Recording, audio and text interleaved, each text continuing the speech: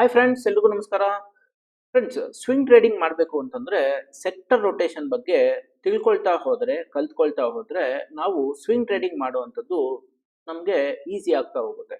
ಅಂದ್ರೆ sector rotation ಅಂತಂದ್ರೆ ಏನು, ಸೆಕ್ಟರ್ ರೊಟೇಷನ್ ನಾವು ತಿಳ್ಕೊಂಡ್ರೆ ಸ್ವಿಂಗ್ ಟ್ರೇಡಿಂಗು ಎಷ್ಟು ಸುಲಭ ಆಗುತ್ತೆ ಅನ್ನೋದ್ರ ಬಗ್ಗೆ ಈ ವಿಡಿಯೋದಲ್ಲಿ ತಿಳ್ಕೊಳ್ತಾ ಹೋಗೋಣ.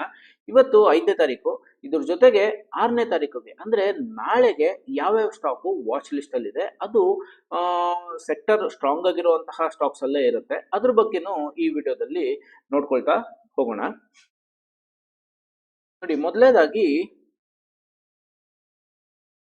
ಇಲ್ಲಿ ನಾನು ನಿಫ್ಟಿಯ ನಿಫ್ಟಿ ರಿಯಾಲಿಟಿ ಇಂಡೆಕ್ಸ್ ವೀಕ್ಲಿ ಮತ್ತೆ ಡೇ ಚಾರ್ಟ್ ನ ಓಪನ್ ಮಾಡಿದ್ದೀನಿ. ನೋಡಿ, ಇಷ್ಟು ದಿನ ಅಂದ್ರೆ ಆಲ್ಮೋಸ್ಟ್ ನಮಗೆ ನವೆಂಬರ್ ಇಂದ ಹೆಚ್ಚು ಕಡಿಮೆ 2 months ವರೆಗೂ Nifty reality sector middle band ಕೆಳಗಡೆ ವೀಕ್ಲಿನಲ್ಲಿತ್ತು. ಆಬ್ವಿಯಸ್ಲಿ ಇದು ಡೇ ಚಾರ್ಟ್ ಅಲ್ಲಿ ಇಲ್ಲಿಂದನೂ ಕೆಳಗಡೆ ಇತ್ತು.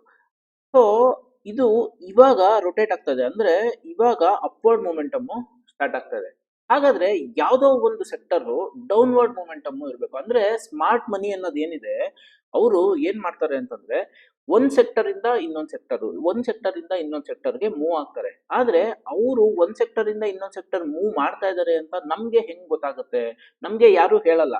ಸೊ ಟೆಕ್ನಿಕಲ್ ಅನಾಲಿಸಿಸ್ ಇಂದ ಈಸಿಯಾಗಿ ಸಿಂಪಲ್ ಆಗಿ ನಾವು ಯಾವ ತರ ತಿಳ್ಕೊಬಹುದು ಅಂತಂದ್ರೆ, ನೋಡಿ, ಮಿಡಲ್ ಬ್ಯಾಂಡ್ ಮೇಲ್ಗಡೆ ವೀಕ್ಲಿ ಚಾರ್ಟ್ ಅಲ್ಲಿ ಕ್ಯಾಂಡಲ್ ಫಾರ್ಮೇಶನ್ ಸ್ಟಾರ್ಟ್ ಆಯ್ತು. ಇಲ್ಲಿ ಡೇ ಚಾರ್ಟ್ ಅಲ್ಲಿ ಮಿಡಲ್ ಬ್ಯಾಂಡ್ ಮೇಲ್ಗಡೆ ಬಂತು. ಅಂದ್ರೆ ಎರಡೂನು ವೀಕ್ಲಿ ಚಾರ್ಟ್ ಮತ್ತೆ ಡೈಲಿ ಚಾರ್ಟ್ ಎರಡೂನು ಮಿಡಲ್ ಬ್ಯಾಂಡ್ ಮೇಲ್ಗಡೆ ಬರ್ತಾ ಇದ್ದಂಗೆ ಈ ಸೆಕ್ಟರ್ ಸ್ಟ್ರಾಂಗ್ ಆಗಕ್ಕೆ ಸ್ಟಾರ್ಟ್ ಆಯ್ತು ಅಂತ. ಹಾಗಾದ್ರೆ ವೀಕ್ ಆಗಿರುವಂತಹ ಸೆಕ್ಟರ್ ಯಾವುದು, ರೀಸೆಂಟ್ ಆಗಿ ಯಾವ್ದು ವೀಕ್ ಆಗಿದೆ? ನೋಡಿ, IT ಸೆಕ್ಟರ್ ನೀವು ನೋಡಿರ್ಬೋದು. IT ಸೆಕ್ಟರ್ ಆಲ್ಮೋಸ್ಟ್ ನಮಗೆ ನವೆಂಬರ್ 10ನೇ ತಾರೀಕಿಂದ ಇಲ್ಲಿಂದನೂ ಒಂದು 2 months ಅಪ್ ಟ್ರೆಂಡ್ ಅಲ್ಲಿ ಇತ್ತು. ನೋಡಿ, ಇದು ಈ ಅಪ್ ಟ್ರೆಂಡ್ ಈಗ ಮೊನ್ನೆ ಅಂದ್ರೆ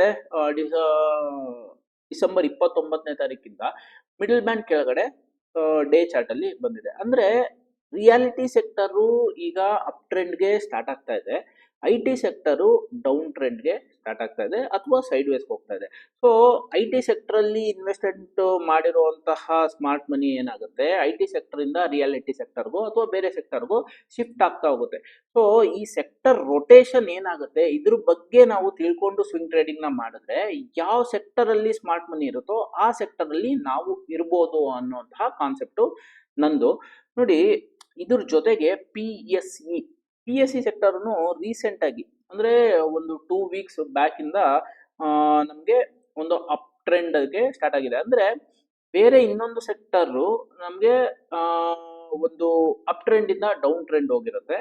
ಆ ಟೈಮ್ ಅಲ್ಲಿ PSE ಸೆಕ್ಟರ್ ಒಂದು ಡೌನ್ ಟ್ರೆಂಡ್ ಇಂದ ಅಪ್ ಟ್ರೆಂಡ್ ಸ್ಟಾರ್ಟ್ ಆಗಿದೆ. ಅಂದ್ರೆ ರೊಟೇಷನ್ ಆಗ್ತಾ ಇದ್ದಂಗೆ ನಾವು ಯಾವ ತರ ತಿಳ್ಕೊಬಹುದು ಅಂತಂದ್ರೆ, ಸಿಂಪಲ್ ಆಗಿ ವೀಕ್ಲಿ ಚಾರ್ಟ್ ಮತ್ತೆ ಡೇ ಚಾರ್ಟ್ ಅಲ್ಲಿ ಮಿಡಲ್ ಬ್ಯಾಂಡ್ ನಾವು ಫಾಲೋ ಮಾಡ್ಕೊಳ್ತಾ ಹೋದ್ರೆ ಯಾವ ಸೆಕ್ಟರ್ ಸ್ಟ್ರಾಂಗ್ ಇದೆ, ಯಾವ ಸೆಕ್ಟರ್ ವೀಕ್ ಇದೆ ಅನ್ನೋದು ನಮ್ಗೆ ಗೊತ್ತಾಗ್ತಾ ಹೋಗುತ್ತೆ. ನೀವೆಲ್ಲ ನೋಡಿರ್ಬೋದು, ಇವತ್ತು ಮಾರ್ಕೆಟ್ ಅಲ್ಲಿ IT ಸೆಕ್ಟರ್ ಜಾಸ್ತಿ ಬಿತ್ತು. ಅಂದ್ರೆ IT ಸೆಕ್ಟರ್ ಅಲ್ಲಿರುವಂತಹ ಎಷ್ಟೋ ಸ್ಟಾಕ್ಸ್ ನೋಡಿ, almost 2% Wipro, Infosys 2%, HCL tech 2%, ಇದೆಲ್ಲಾನು ಇವತ್ತು ಇಷ್ಟೊಂದು ಬಿದ್ದಿದೆ. ಆದ್ರೆ ನಾವ್ ಯಾವತ್ತಿಂದ ಕಾಷನ್ ಆಗಿರ್ತೀವಿ ಅಥವಾ ನಾವ್ ಯಾವತ್ತಿಂದ IT ಸೆಕ್ಟರ್ ಅಲ್ಲಿ ಸ್ವಿಂಗ್ ಟ್ರೇಡ್ ನ ಬೈ ಪೊಸಿಷನ್ಸ್ ನ ತಗೊಳ್ಳಲ್ಲ ಅಂತಂದ್ರೆ, ನೋಡಿ, ಇಲ್ಲಿ ಏನು ನಮ್ಗೆ 29ನೇ ತಾರೀಕು ಮಿಡಲ್ ಬ್ಯಾಂಡ್ ಕೆಳಗಡೆ ಕ್ಲೋಸ್ ಆಯ್ತು, ಅವತ್ತಿಂದನೇ ನಾವು ಕಾಷನ್ ಆಗಿರ್ತೀವಿ. ಇವಾಗ ನಾಳೆ ಬೇಕಂದ್ರೆ IT ಸೆಕ್ಟರ್ ಇವತ್ತು 1.5% ಬಿದ್ದಿದೆ, ನಾಳೆ ಮತ್ತೆ 2% ಬೀಳ್ಬೋದು, 3% ಬೀಳ್ಬೋದು, ನಮಗೆ ಗೊತ್ತಿಲ್ಲ. ಆದ್ರೆ ಈ ಸೆಕ್ಟರ್ನಂತೂ ನಾವು ಅವಾಯ್ಡ್ ಮಾಡ್ತೀವಿ. ಸೊ ಈ ತರ ನಾವು ಒಂದು ಸೆಕ್ಟರ್ನ ಅವಾಯ್ಡ್ ಮಾಡೋದ್ರಿಂದ ರಾಂಗ್ ಸೆಕ್ಟರ್ ಅಲ್ಲಿ ನಾವು ರಾಂಗ್ ಸೆಕ್ಟರ್ ಅಲ್ಲಿ ಸಿಕ್ಕಾಕೊಳ್ಳೋದು ತಪ್ಪುತ್ತೆ.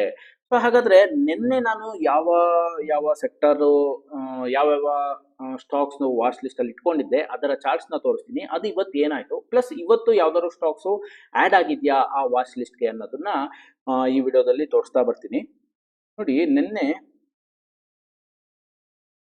ಕೆಲವೊಂದು ಸ್ಟಾಕ್ಸ್ ನಾವು ವಾಚ್ ಲಿಸ್ಟ್ ಅಲ್ಲಿ ಇಟ್ಕೊಂಡಿದ್ವಿ, ಆದ್ರೆ ಇವತ್ತು ಯಾವ್ದೂ ಎಂಟ್ರಿ ಬಂದಿಲ್ಲ.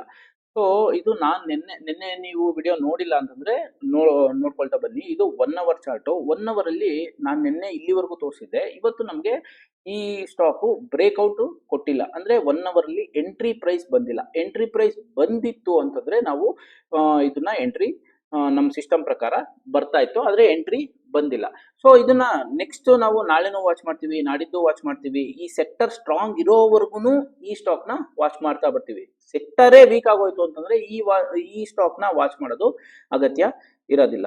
ನೆಕ್ಸ್ಟ್ ಸ್ಟಾಕು ನೋಡಿ, ಇದನ್ನು ನಿನ್ನೆ ಇಲ್ಲಿವರೆಗೂ ಇತ್ತು, ಇವತ್ತು ನಮಗೆ ಬ್ರೇಕ್ಔಟ್ ನ ಕೊಟ್ಟಿಲ್ಲ, 1 ಅವರ್ ಕ್ಯಾಂಡಲ್ ಬ್ರೇಕ್ಔಟ್ ಕೊಟ್ಟಿಲ್ಲ. ಸೊ ಹಾಗಾಗಿ ಇದನ್ನು ನಮ್ಮ ಸಿಸ್ಟಮ್ ಪ್ರಕಾರ ಎಂಟ್ರಿ ಬಂದಿಲ್ಲ. ಅದೇ ತರ ಇನ್ನೊಂದು ಸ್ಟಾಕು, ಇದನ್ನು ನಿನ್ನೆ ನಾನು ಡಿಸ್ಕಸ್ ಮಾಡಿದ್ದೆ. ಇದನ್ನು ನಮಗೆ ಒಂದು ಫಸ್ಟ್ ಕ್ಯಾಂಡಲ್ ಅಲ್ಲಿ ಒಂದ್ ಸ್ವಲ್ಪ ಮೇಲ್ಗಡೆ ಓಪನ್ ಆಯ್ತು, ಆದ್ರೆ ಬ್ರೇಕ್ಔಟ್ ಆಗಿಲ್ಲ, ಅಂದ್ರೆ ಎಂಟ್ರಿ ಬಂದಿಲ್ಲ. ಸೊ ಇದನ್ನು next 2 days 3 days 4 days 5 days ಅಂದ್ರೆ ನೆಕ್ಸ್ಟ್ ಇದು ಎಂಟ್ರಿ ಬರೋವರೆಗೂ ನಾವು ವಾಚ್ ಮಾಡ್ತಾ ಹೋಗ್ತೀವಿ. ಯಾವತ್ ಬೇಕಾದ್ರೂ ಎಂಟ್ರಿ ಬರ್ಬೋದು. ಅಂದ್ರೆ ಈ ತರ ಸೈಡ್ ವೇಸ್ ಆಗಿ ಆಗಿ ಆಗಿ ಆಗಿ ಈ ತರ ಬ್ರೇಕ್ಔಟ್ ಯಾವತ್ ಬರುತ್ತೆ ಅಂತ ನನಗೂ ಗೊತ್ತಿಲ್ಲ. ಬರೋವರೆಗೂ ನಾವು ವಾಚ್ ಮಾಡ್ತಾ ಹೋಗ್ಬೇಕಾಗತ್ತೆ.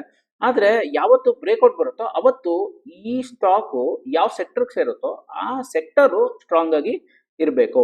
ನೆಕ್ಸ್ಟ್ ನೋಡಿ, ಇದು ಅಷ್ಟೇ, ನಿನ್ನೆ ನಾನು ಇಲ್ಲಿವರೆಗೂ ತೋರಿಸಿದ್ದೆ, ಇವತ್ತು ಈ ಸ್ಟಾಕು ಮೇಲಕ್ಕೆ ಹೋಗಿಲ್ಲ. ಸೊ ಹಾಗಾಗಿ ನಮಗೆ ಯಾವುದೂ ಎಂಟ್ರಿ ಬಂದಿಲ್ಲ. ಇದ್ರ ಜೊತೆಗೆ ಇನ್ನೊಂದು 2-3 ಸ್ಟಾಕು ಇವತ್ತು ಆ್ಯಡ್ ಆಗಿದೆ.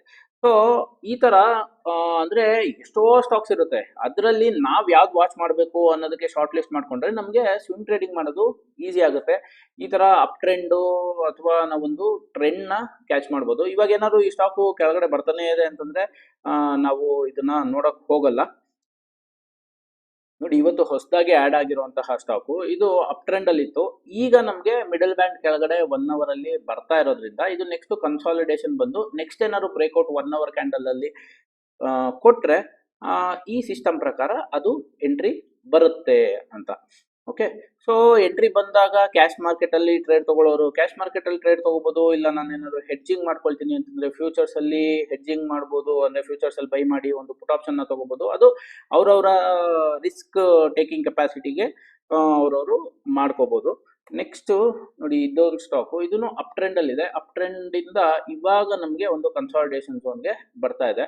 ಸೊ ಇದು ನೆಕ್ಸ್ಟ್ ನಾಳೆನೇ ಎಂಟ್ರಿ ಬರ್ಬೋದು ಅಥವಾ ನಾಡಿದ್ದು ಬರ್ಬೋದು, ಗೊತ್ತಿಲ್ಲ. ಆದ್ರೆ ವಾಚ್ ಮಾಡ್ತಾ ಬಂದ್ರೆ ಈ ಸ್ಟಾಕ್ ಏನಾದ್ರೂ ಮೇಲಕ್ಕೆ ಹೋಗುತ್ತೆ ಅಂತಂದ್ರೆ ಈ ಸ್ಟಾಕು ನಾವು ವಾಚ್ ಮಾಡ್ತಾ ಇರೋದ್ರಿಂದ ಇದು ನೆಕ್ಸ್ಟ್ ಟ್ರೆಂಡ್ ಆಯ್ತು ಅಂತಂದ್ರೆ ನಮಗ್ ಗೊತ್ತಾಗದೆ ಅಂತೂ ಈ ಸ್ಟಾಕ್ ಮೇಲಕ್ಕೆ ಹೋಗಲ್ಲ. ಇದಂತೂ ನಾನು ಶೋರ್ ಆಗಿ ಹೇಳ್ಬೋದು. ಯಾಕಂದ್ರೆ ಈ ಸ್ಟಾಕು ನಾವು ವಾಚ್ ಮಾಡ್ತಾನೆ ಇರ್ತೀವಿ.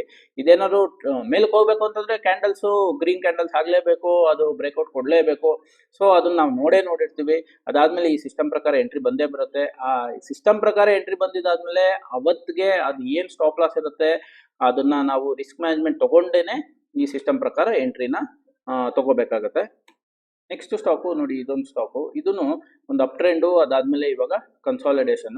ಸೊ ಈಗ ಕನ್ಸಾಲಿಡೇಷನ್ ಸ್ಟಾರ್ಟ್ ಆಗಿದೆ. ಸೊ ಕನ್ಸಾಲಿಡೇಷನ್ ಯಾವಾಗ ಸ್ಟಾರ್ಟ್ ಆಗುತ್ತೋ ಅಲ್ಲಿಂದನೇ ನಾವು ವಾಚ್ ಲಿಸ್ಟ್ ಅಲ್ಲಿ ಇಟ್ಕೊಳ್ತೀವಿ.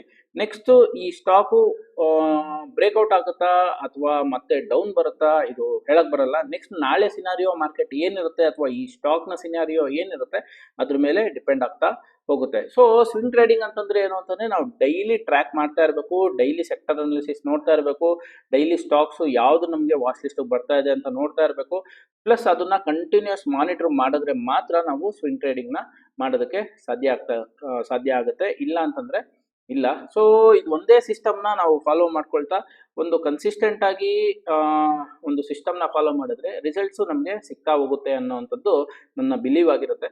ಸೊ ಹಾಗಾಗಿ ನೋಡೋಣ ಮತ್ತೆ ನಾಳೆ ಮುಂದಿನ ವಿಡಿಯೋದಲ್ಲಿ ಯಾವುದು ನಮಗೆ ಬ್ರೇಕ್ಔಟ್ ಸಿಕ್ಕಿದೆ ಅಥವಾ ಯಾವ ಸ್ಟಾಕು ಮತ್ತೆ ಸೈಡ್ ವೇಸ್ ಆಗಿದೆ ಅಥವಾ ಸೆಕ್ಟರ್ ಅಲ್ಲಿ ಯಾವ್ದು ರೊಟೇಷನ್ ಆಗ್ತಾ ಇದೆ ಅಥವಾ ಇವಾಗಿರುವಂತಹ ಸೆಕ್ಟರ್ಸ್ ಅಲ್ಲಿ, ಫಾರ್ ಎಕ್ಸಾಂಪಲ್ ಈಗ ಆಸ್ ಆಫ್ ನೌ ನಮ್ಗೆ ಆಲ್ಮೋಸ್ಟ್ ನೋಡಿ, ನೀವು ಏನಾದ್ರು ಫೈರ್ಸ್ ಅಕೌಂಟ್ ಏನಾದ್ರು ಓಪನ್ ಮಾಡಿದ್ರೆ ಈ ಇದರಲ್ಲಿ ನಾನು ಲಿಂಕ್ ಅಲ್ಲಿ ಬೇಕಂತಂದ್ರೆ ಒಂದು ಈ ಡಿಸ್ಕ್ರಿಪ್ಷನ್ ಅಲ್ಲಿ ಲಿಂಕ್ ಹಾಕಿರ್ತೀನಿ. ಬೇಕಾದ್ರೆ ಅಕೌಂಟ್ ಓಪನ್ ಮಾಡ್ಕೊಂಡ್ರೆ ಈ ತರ ನಿಮ್ಗೆ ಈಸಿಯಾಗಿ ಸೆಕ್ಟರ್ದು ಚಾರ್ಟ್ ಮಾಡ್ಕೊಂಡ್ರೆ ಇದು ಡ್ಯೂಯಲ್ ವ್ಯೂ ನೋಡ್ಕೊಳ್ತಾ ಹೋಗ್ಬೋದು. ಈಗ ನೀವೇನಾದ್ರು ಟ್ರೇಡಿಂಗ್ ವ್ಯೂ ನಲ್ಲಿ ಡ್ಯೂಯಲ್ ವ್ಯೂ ನೋಡ್ತೀರಾ, ಈ ಕಡೆ ಲೆಫ್ಟ್ ಮತ್ತೆ ರೈಟ್ ಅಲ್ಲಿ ಒಂದು ವೀಕ್ಲಿ ಒಂದು ಡೈಲಿ ಅಂತಂದ್ರೆ ಟ್ರೇಡಿಂಗ್ ವ್ಯೂ ನಲ್ಲಿ ಮಾಡಬೇಕು ಅಂತಂದ್ರೆ ಅದಕ್ಕೆ ಪೇಯ್ಡ್ ವರ್ಷನ್ ಬೇಕಾಗುತ್ತೆ. ಅದೇ ಫೈರ್ಸ್ ಅಕೌಂಟ್ ಇತ್ತು ಅಂತಂದ್ರೆ ಪೇಯ್ಡ್ ವರ್ಷನ್ ಏನ್ ಬೇಕಾಗಲ್ಲ. ನೋಡಿ, ಈಗ ಆಟೋ ಸೆಕ್ಟರ್ ಆಲ್ಮೋಸ್ಟ್ ಒಳ್ಳೆ ರ್ಯಾಲಿ ಕೊಟ್ಟಿದೆ. ಸೊ ಇದು ಸದ್ಯಕ್ಕೆ ರೆಸ್ಟ್ ತಗೋಬಹುದು, ಹೇಳಕ್ ಬರಲ್ಲ. ಆಸ್ ಆಫ್ ನೌ ಇನ್ನ ಏನು ನಾವು ಡಿಸೈಡ್ ಮಾಡಕ್ ಬರಲ್ಲ. ಯಾಕೆಂತಂದ್ರೆ ಇವಾಗ ಒಳ್ಳೆ ರ್ಯಾಲಿ ಕೊಟ್ಟಿರೋದ್ರಿಂದ ಇದು ಸೈಡ್ ವೇಸ್ ಆದ್ರೂ ಆಗಬಹುದು. ನೆಕ್ಸ್ಟ್ ಕನ್ಸೂಮರ್ ಡ್ಯೂರಬಲ್ ನಮಗೆ ಸೈಡ್ ವೇಸ್ ಇತ್ತು. ಸೊ ಇದು ನೆಕ್ಸ್ಟ್ ಈ ಸೆಕ್ಟರ್ ನಮಗೆ ಪಾಸಿಟಿವ್ ಟರ್ನ್ ಆಗ್ಬೋದು. ಅಂದ್ರೆ ಆಗೋವರೆಗೂ ಡಿಸೈಡ್ ಮಾಡೋಕ್ಕಾಗಲ್ಲ, ಯಾಕಂದ್ರೆ ನಾಳೆ ಏನಾಗುತ್ತೆ ಯಾರಿಗೂ ಗೊತ್ತಿಲ್ಲ. ಸೊ ಅದು ಬಂದಿದ್ದಾದ್ಮೇಲೆ ನಾವು ಏನ್ ಪ್ಲಾನ್ ಇರುತ್ತೋ ಅದನ್ನ ಮಾಡ್ಕೊಳ್ತಾ ಹೋಗ್ಬೋದು. ಆದ್ರೆ ಬರೋಕ್ಕೂ ಮೊದಲು ಈ ಸೆಕ್ಟರ್ ಬಂದೇ ಬರುತ್ತೆ, ಈ ಸ್ಟಾಕ್ ಬಂದೇ ಬರುತ್ತೆ, ಈ ಸ್ಟಾಕ್ ಹೋಗೇ ಹೋಗುತ್ತೆ, ಆ ಥರ ಯಾವುದು ಇರೋದಿಲ್ಲ. ಸೊ ನೋಡೋಣ ಮತ್ತೆ ಮುಂದಿನ ವಿಡಿಯೋದಲ್ಲಿ ಯಾವ್ಯಾವ ಸ್ಟಾಕ್ಸು ಅಥವಾ ಯಾವ ಸೆಕ್ಟರು ನಮಗೆ ಪಾಸಿಟಿವ್ ಟರ್ನ್ ಅರೌಂಡು ಅಥವಾ ಯಾವ ಎಂಟ್ರಿ ಬರ್ಬೋದು ನಮ್ಮ ಸಿಸ್ಟಮ್ ಪ್ರಕಾರ ಅಂತ ಮುಂದಿನ ವಿಡಿಯೋದಲ್ಲಿ ನೋಡೋಣ ಅಂತ ಹೇಳ್ತಾ ಇವತ್ತಿನ ಈ ವಿಡಿಯೋನ ಮುಗಿಸ್ತಾ ಇದ್ದೀನಿ.